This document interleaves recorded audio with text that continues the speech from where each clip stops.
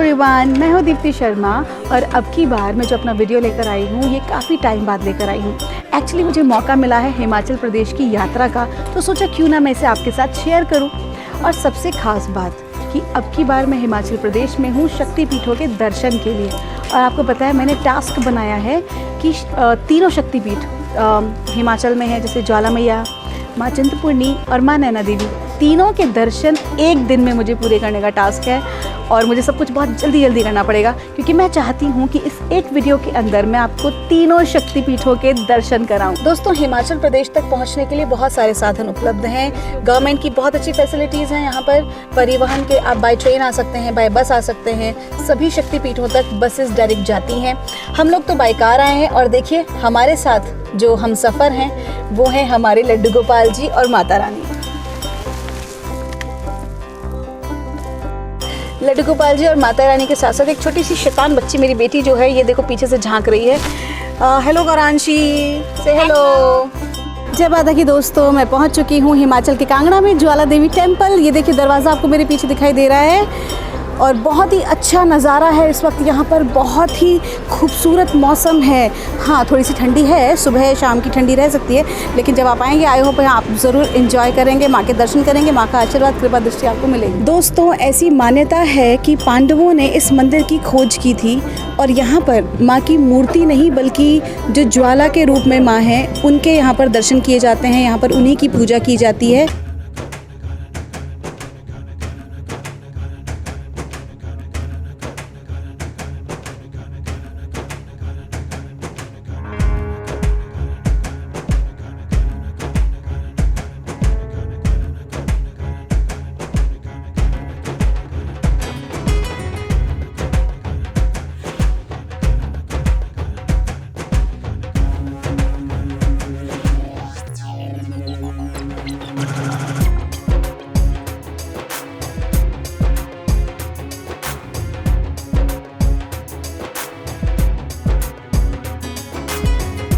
जो है यहाँ मंदिर के पुजारी जी हैं, जो कि प्रधान पुजारी हैं यहाँ के, पंडित अवनेंद्र शर्मा जी। ये पूरे हिमाचल में सबसे ही जागृत शक्तिपीठ है, जहाँ पर माता जी के गर्भगृह में ज्योति के रूप में महामाई सब भक्तों को दर्शन देती है। और पूरे मंदिर में 7 ज्योतियाँ हैं। जैसे आप मंदिर के अंदर प्रवेश करते हैं तो वहाँ से बाईं तरफ चंडी माता की ज्योति विराजमान है, कोने में हिंगलाज की, और जो मुख्य ज्योति जो सोने के आले में विराजमान है उसके दाएं बाएं 2 ज्योतियाँ हैं, एक विंध्यवासिनी के रूप में और एक अन्नपूर्णा के रूप में। और जो कुंड है जहाँ जिसको राजा अकबर ने पानी से भर दिया था, उस पर तवे लगा दिए थे, उसमें सबसे आकार में जो बड़ी ज्योति है वो महालक्ष्मी के रूप में, और उसके दाईं तरफ जो ज्योति है वो सरस्वती के रूप में विराजमान है। तो आइए हम जानते हैं यहाँ के इतिहास के बारे में। ये जो शक्तिपीठ है, जैसे हमारे जो पुराणों में विदित है कि दक्ष प्रजापति ने जो यज्ञ किया था उसमें माँ उन्होंने अपनी पुत्री सती को आमंत्रित नहीं किया था, तो हठवश जो है वो वहाँ उस यज्ञ में वो शामिल होने के लिए चली गई। भगवान शंकर ने उनको बहुत मना किया कि बिना निमंत्रण के ही जाना उचित नहीं होता है, लेकिन वो उसने हठपूर्वक वहाँ जाने का निर्णय लिया। और वहाँ पहुँचने पर उनका बड़ा ही निरादर हुआ और उनको बड़ी आत्मग्लानि हुई कि मैंने ये गलत निर्णय लिया है। तो उन्होंने अपनी योग अग्नि से अपने शरीर को भस्म कर लिया और अपने प्राणों की आहुति दे दी। और भगवान को इस बात का आदेश था कि ऐसा विदित होगा, तो उनके लिए उन्होंने अपने जो द्वारपाल साथ में गण भेजे हुए थे, भगवान भोलेनाथ के जो गण थे काल भैरव वीरभद्र, उन्होंने इस पूरे यज्ञ को विध्वंस कर दिया और दक्ष प्रजापति का शीश काट दिया, जिसको बाद में बकरे का सिर लगाया गया था।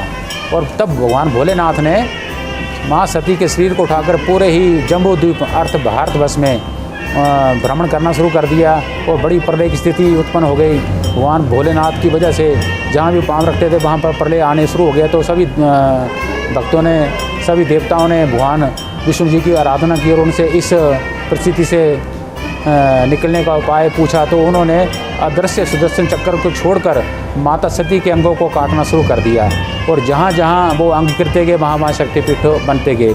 तो ये जो ज्वाला जी शक्तिपीठ है, यहाँ पर महामाई की जीवागिरी हुई है और इसलिए ये ज्योतियाँ वो जीवा के रूप में यहाँ पर प्रज्वलित होती हैं। अकबर जब यहाँ पर आया तो नंगे पांव अकबर को आना पड़ा क्योंकि माँ भगवती ने उनके दम्भ को तोड़ा था। उसके पीछे की जो कहानी है आई हम पंडित जी से जानते हैं।